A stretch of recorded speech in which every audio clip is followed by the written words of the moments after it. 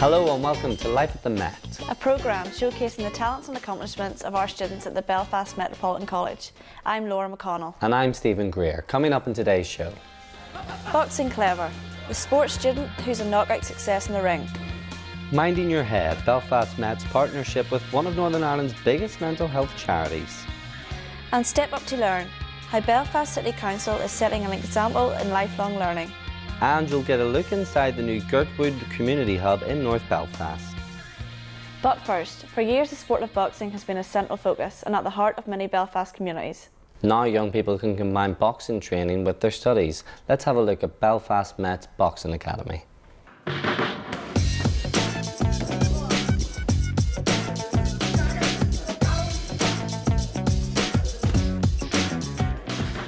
At Belfast Met we have a pretty successful programme of sports academies. We already have a successful football and rugby academy. So a few years ago I got the idea of being an ex-boxer myself of forming a boxing academy.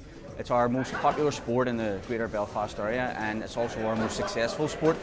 So the idea came about that by incorporating boxing training with academic studies, a lot of kids that have maybe missed school or maybe haven't had the chance to succeed at school could have a second chance of getting an academic education, help develop vocational skills as well. It's changed me so much, discipline, hard work, and it gives you something to work towards, and I genuinely enjoy it. Like, if you've any interest in boxing, or maybe if you don't like boxing, come down and train. But it's a great course, and John Mahon is probably one of the best tutors I've ever had in my life. Out of all school teachers and all I had, he genuinely cares about you. People say when you go to college that the tutors don't care about you and this, that and the other, but John genuinely does. He'll chase you down, hunt you down. He really cares about you. I couldn't recommend coming to this boxing course enough. I really enjoy it. It's changed my life. I love it. Well, that really was high praise indeed, and the man himself is here now with us, John Mulhern, the course coordinator of the Boxing Academy, and alongside him is Aidan Walsh, who's also a student. Now, John, you must really make an impression on these students. I struggled myself with education. I left school with 2 GCSEs and luckily I was given a second chance through further education to go and get a degree and get myself a chance of being employable and getting a decent job. So I think it's important that tutors know that a lot of the students maybe come from that background, and it's very important that we push them to succeed and be there for them to support them as best as we can. And that's hopefully what the Boxing Academy is going to do for a lot of young people that haven't had that chance to stay on at school.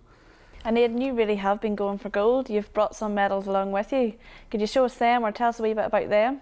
Yep, I won the Commonwealth gold medal in Samoa in September at the light welterweight division of 64 kilograms. It was just a great experience for me, and just to travel across the world and compete with different countries and to see different places. We were in Australia before we went to Samoa, so it's another beautiful place we got to see, and just seeing around the world and competing and meeting new people is brilliant. And what's a typical day like for you in the course? First of all, on a Monday we just are in class all day, and then for the rest of the week, Tuesday to Thursday, we go training in the morning from 9 to 11, and then we'll go back to college and we'll be studying maths, English, nutrition, anatomy, a lot of different courses, fitness testing, and just really learning all different new things for the sport. And John, the Boxing Academy has been really successful, but what other academies are there available? Well, we've had success at Belfast Met with our sporting academies as a whole. Our first academy, which was the football academy, is still oversubscribed. It's one of the most popular courses that students do apply for at Belfast Met. We've also got a great rugby academy that's based in Castlereagh, and Nathan and the guys up there really do a great job in promoting the sport of rugby and at a grassroots and at elite level as well. They've got great links up there at Castlereagh. We've got a hockey academy that's just starting this year, so it'll be 16-17 academic year, and Lindsay Sloan will be at the forefront of bringing that on. So it'll be a boys and girls hockey academy, and they'll have great links again with Ulster Hockey. So I think the academy model as a whole really does work, because you do find that young athletes do have that drive and that dedication to succeed in their sport, but it transfers to anything really. It can transfer to education, it can transfer the work. It can, it transfers to all aspects of life in general, and that's why the academy model is a very successful route that can be taken in order to make yourself more employable and to give yourself a better education. Yeah, like you said, the model of academy is very successful, but what's next for the Boxing Academy? Well, I mean, next year we'll hopefully have 2 cohorts, and the guys will have 2 separate pathways they can take. So they'll be able to take an academic pathway that Aidan and the rest of the class are doing this year.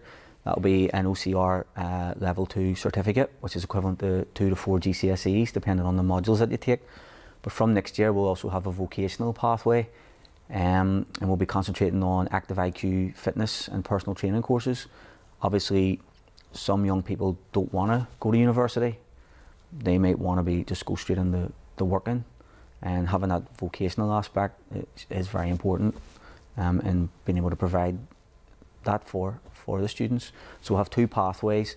Aidan and some of the other boxers that are over 18 will also be looking at hopefully qualifying for the World University Championships this year.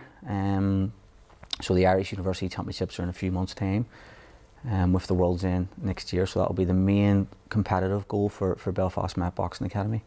And Aidan, could you tell us a little bit about any big fights you have coming up? I'm actually going to America next month to compete in Portland, Oregon. Just going out there and have a fight, and that's what I'm in preparation for now. We're training the Belfast Met for them up and coming fights, and there's actually another few fighters in the Met that's going as well. So we're all trained together and just preparing for that fight. Well, I'd like to wish you all the very best and thank you both for coming. Thank you. Confidence is something many of us wish we had more of, but for people struggling with poor mental health, confidence can often seem very far away. Belfast Met linked up with the Northern Ireland Association for Mental Health for a life-changing programme called Live and Learn.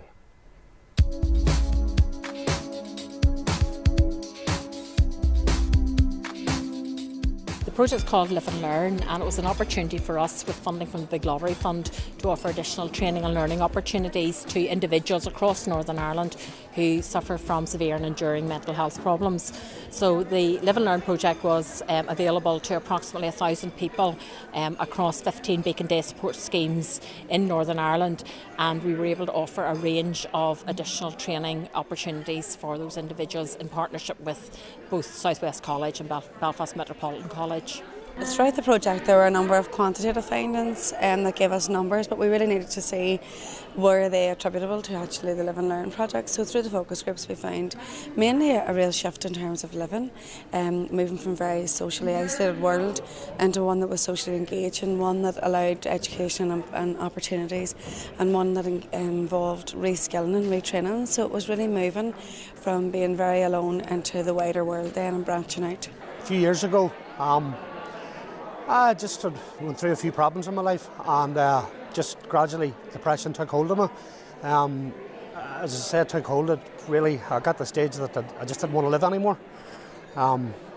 It was a tough time. I didn't want to leave the house, didn't want to talk to people, didn't want even to know people. I just wanted to keep myself to myself, I isolated myself. It's everything. For a start, getting involved, going to beacon centres, it stopped the isolation. Basically got me out of the house. So with us from the college is Alison Anderson to tell us a little bit more about it. Alison, how life-changing really was this project? Well, the project tried to reach people with the most chronic and sustained mental ill health, and their confidence and their self-esteem was really in their bits, and it was specifically designed to try and re-engage them with learning as a way of giving them back some confidence and self-esteem so that they could then start to move along the road to recovery and hopefully have a valued role in the communities in which they lived. And I think over the years that the project has been working, that has certainly been achieved, by some of the students who have gone through, and by some of the stories that they've told have given us evidence of that they can now go out with a bit more confidence. They have made new friendships, they feel that they've learned new skills, and they feel that they are less reliant on stays in hospital, medication, alcohol, things like that in order to help them get through their day. So from that point of view, it's been a tremendous success for us. I'm sure you have some really encouraging personal stories. Yes, well, talking to some of the students when the project won an All-Ireland Star Award for excellence in adult learning, and it was really the students that won that award because they were interviewed, they had to go in front of an interview panel and were interviewed about the programmes that they had undertaken, and just listening to their personal journeys was extremely uplifting. I mean, there was a gentleman, a very, very nice gentleman, who had been a businessman, who'd had his own business, who hadn't realised that he was ill, although his family obviously had realised that there was something wrong, until one day he just couldn't get out of bed, and he described it as everything was completely black. And now through the project, he is, able to go out. He's able to actually go over the door, which was a major achievement. He discovered that he had a talent as an artist, and he started painting through some of our art classes and sold some of his artwork. He now recognises that he'll probably never be back to running his business, but he's now doing something in his life that he finds fulfilling and enjoying, and the impact on his family has also been very positive. So things like that show that education really can change people's lives for the better. And mental health can obviously affect anybody, and I'm sure that's a big reason why the Big Lottery Fund got behind funding this project. Yes, I mean, mental health is no respecter of age, social status, sex, and it can hit anybody at any time. But unfortunately, we required specific funding in order to run these projects because it doesn't fit into any funding model that we have. The people coming on the projects, they need to be able to study in their own time. We need to be able to deliver education to what we call point of need, and that's where they are. It could be in the Beacon Centre that they attend, it could be in a community centre. Many of them can't actually come into college because they don't have that confidence. So it doesn't fit into any of the funding streams that we have. So the support from the Big Lottery was crucial in enabling us to do this. And through the project, we were able to reach over 500 learners over the period of the time that we worked with Northern Ireland Association of Mental Health. And poor mental health can have a devastating impact on many people. Yes, that's correct. The people that we were working with through the project had chronic and sustained long periods in hospital because of their mental ill health. So that obviously had tremendous impact on their family. It had an impact on their relationships within their family. They felt they weren't able to support their children properly. If they, lost their job or couldn't work, there was a financial impact as well on the family. And when we did the evaluation, we evaluated the programme as it was going along. So we had a baseline of where people were starting at and looked at where they were going to end up through this process of college courses. And it did have a major impact on families. Their families felt that they were easier to live with, that they were happier, that they had more self-confidence, more self-esteem, and that it eased the relationships within the family as well. I mean, one of the students, said to me the biggest thing that he'd got out of this was that he felt that he was now able to talk to his children, and he was able to support his children in their education, and that was a major, major step forward for him. So I don't think we can underestimate the devastating impact of poor mental health on the people that you love and the community in which you live. So this was a real partnership effort as well. We were hearing there about the Lottery Fund. Who else got involved? It was a real partnership. I mean, I've already talked about perhaps, that some families were in financial hardship. One of the partners was Citizens Advice Bureau, and they worked with the students in terms of managing their money, looking at benefits that they were entitled to, looking at if they got themselves into financial difficulty, how they managed that and how they budgeted on the money that they now had as opposed to the money they had before they were ill. So Citizens Advice were vital. Northern Ireland Open College Network also worked with us to accredit some of the courses so that our students got qualifications as a result of being engaged with the courses in the college, and they might have got qualifications in financial management, in independent living skills. There were some languages that people did because they wanted to be able to go on holiday and speak a bit of the language when they went there. There were employability skills, all of those. We were able to qualify the students through Open College network. We also accredited a peer advocacy programme for the students so that we were helping them to speak up about how they felt and what they felt that they needed, and that they were then able to support other people with mental ill health along their journey to recovery. It really, at the end of the day, it was all about helping them to be better in terms of their mental ill health, to manage their mental ill health and to feel better, and then to be able to manage their lives as a result of that. Alison, thank you for joining us. Thank you.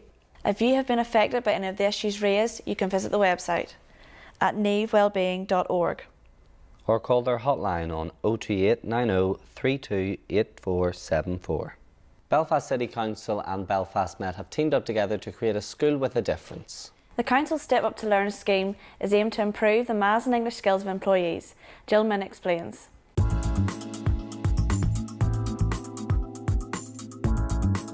So the Step Up to Learn scheme is a scheme that we put in place for our employees, and we did that around 2008.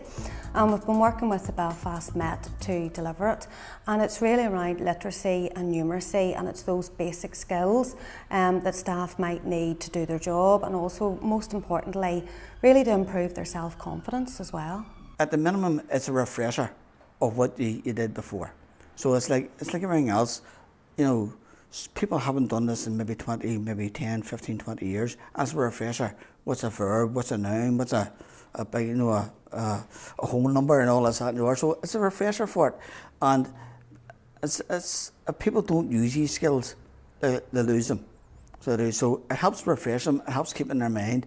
And from my point of view, as I say, I'm trade union coordinator here now, and I have a lot of writing in my job to do, and it helps me, because I now do a lot of writing, and before, I couldn't have written. I couldn't have looked at reports and read them and read on them and answered them back. So now I do that there, so it has helped me a lot. It comes down to the opportunity, I suppose, really, to be able to apply for future jobs. And without that, GCSE in English was essential to the majority of jobs now.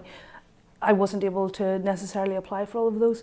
And that's what it gives me. It gives me that opportunity to apply for the jobs otherwise kept me out of. I mean, the fact is that now, if somebody gets this accreditation, we will recognise it as a GCSE grade A to C, and that means that they can apply, they can use that for applying for jobs in the council.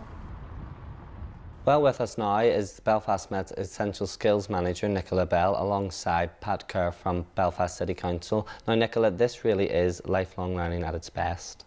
It is indeed. It's given people the second chance where they maybe have missed doing their maths and English at school, or maybe they weren't interested in maths and English, and then they find they go back to work and they maybe want to get promotion, or they want to help with their homework with their children, and so this gives them a chance to improve their English and maths skills.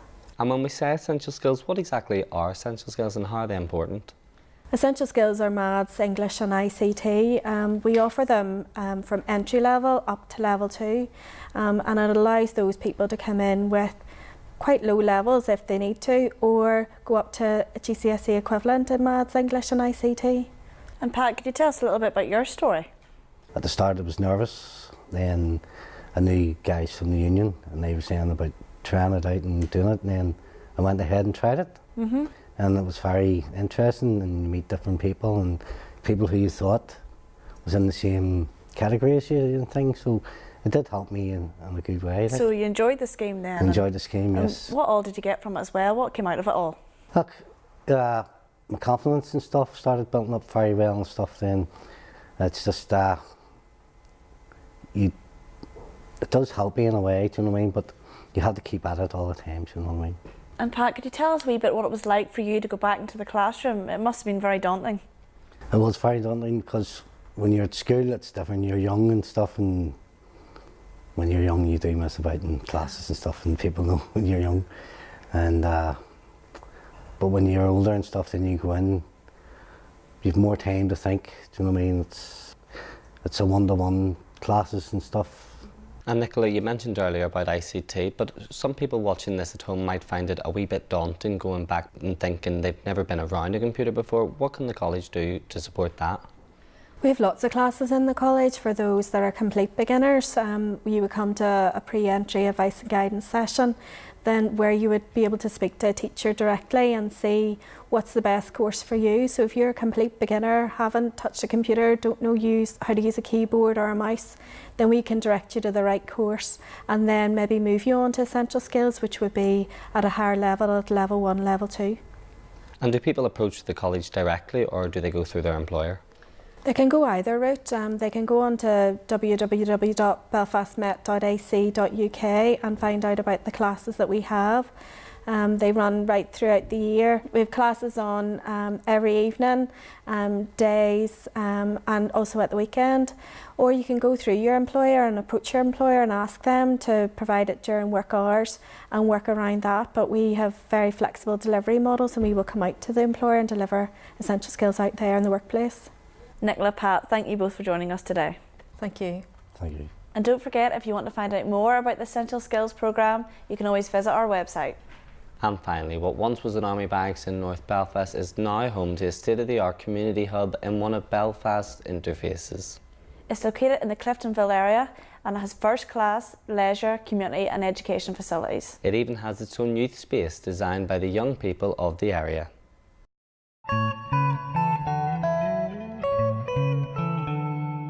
The most significant thing about Girdwood and the location is that it's right in the middle of two communities, obviously separated by the Clem Park Avenue Peace Wall. I suppose it's prime location for a shared space within North Belfast. It's an iconic site. It was a Girdwood barracks, and for us in Lower Road Park, it's one of the first of the regeneration, the biggest element of regeneration in Lower Road Park. And maybe put a shadow over the community as well, that you had an army barracks right at your doorstep. I grew up in the community, and it's an absolute wonderful to be able to see something so magnificent and a service that's going to provide a service for the community, both sides, and a growing community as well with the new housing development. And it's going to be absolutely fantastic for young people to be avail of it, you know, on a daily basis.